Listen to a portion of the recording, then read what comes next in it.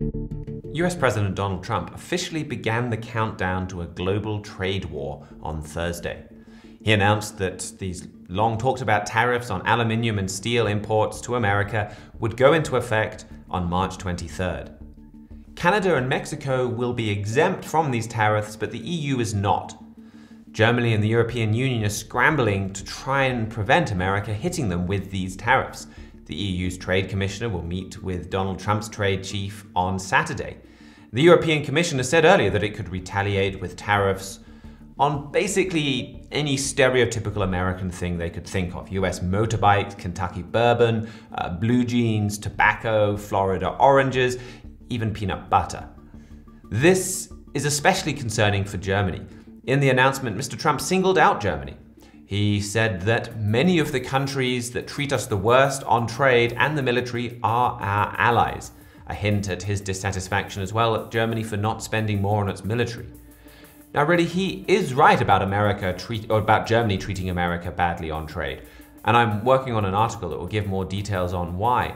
But at the same time, this trade war is potentially dangerous for America. The Bible prophesies of an anti-American mart of nations, a group of trading nations. And it talks about that in Isaiah 23, and this mart includes Europe, China, and Japan.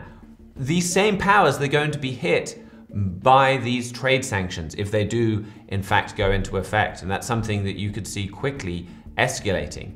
So as I said, Mr. Trump is right in diagnosing a problem in America's trade. But the way that this tariff targets Europe and China together, well, it could really help push their economies together to bring about this anti-American economic union and really trade system that we've been talking about for quite some time at The Trumpet.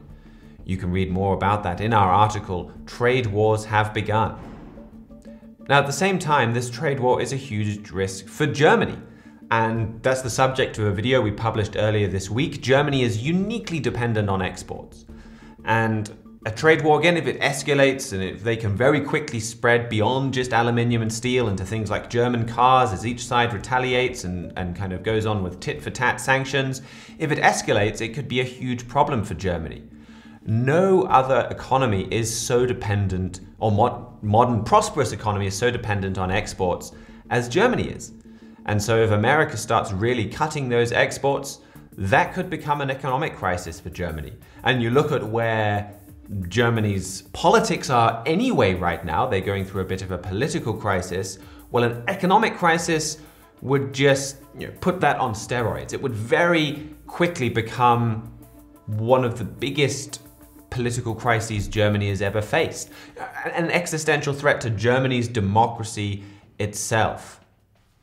So by becoming a political crisis, an escalating trade war could also help bring about the strongman that we've been talking about that's prophesied to rise in Germany. And on the subject of German politics and on this strongman, there was a significant development this week. We've been updating you for months on Germany's government, or, well, more precisely, their lack of a government. Well, now they have one. Almost. Members of the left-wing Social Democratic Party approved of Germany's new coalition deal. The results of their vote was announced on Sunday, and so now Angela Merkel will be officially sworn in as the German Chancellor for this parliament on March 14th. But this doesn't mean Germany's political problems are over. As we've been saying all along, this difficulty forming a coalition is just a symptom of much deeper unrest in Germany.